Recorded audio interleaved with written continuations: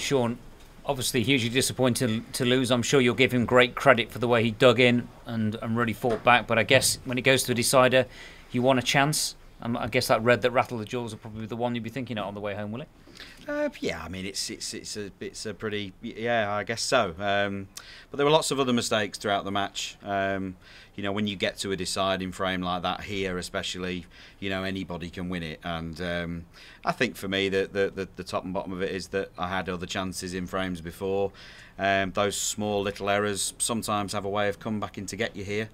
And you know, in the end, I felt they did. I must give Jamie full credit, because there seems to be, when he sets foot into the Yorkshire border, there seems to be this weird change in him. And I'm not trying to be critical of him in any way, I think, but there seems to be some. If I was in his team, I'd be trying to work out what happens to him when he comes here, because he plays far better here than he generally plays elsewhere. And I hope that doesn't come across as critical, but I think he needs to work out how he plays like that in regular tour events, because he's, you know, if he can play like that here, he should be much higher up the rankings than he is.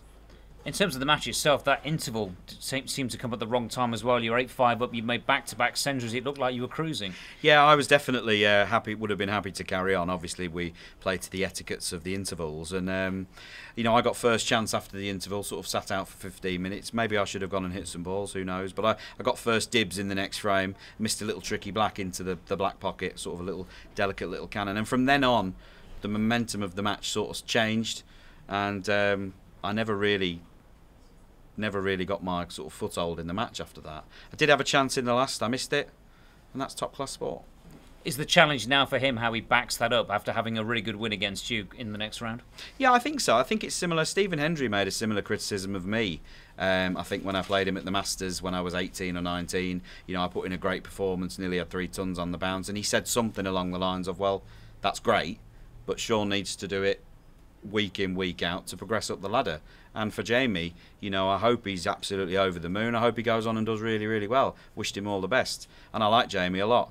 But I'd be trying to work out what it is that when he comes here, what it does to him, and I'd be trying to repeat it.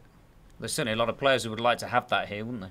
Yeah, absolutely. You know, I'm just pleased I won this tournament early on when I didn't know what I was doing. I had no battle scars, didn't really understand fear and all of that. I'm a bit older now and a bit more frightened. And, you know, it isn't easy. Shaun, how far do you feel can Jamie go in this tournament? Listen, if he keeps potting, he keeps playing and potting, you know, he can go as far as he wants. You know, as I say, if he takes his chances like he's taken them during that match, I think he's got a very good chance. You know, he's like a fiery little sort of terrier, like a player. He never lets you go. Once he's got you in his vice, he seems to have a way of holding you. And I have nothing but respect for him. I think he's a real player's player. He plays a lot of classy shots. He plays the right shot all the time, never backs away from it, and he sort of keeps running at you. And listen, if he plays like that, who knows? Shaun, you haven't mentioned it, but just was the sort of back and neck thing still troubling you at all, or after all the physio, or were you back to 100%? No, it wasn't bothering me at all. You know, there were a few stiff moments out there. You know, I wouldn't want to label the defeat with that at all. I have been having lots of physio on it, you know, and it's probably the best I've felt physically for some time. So I couldn't possibly mention that. No.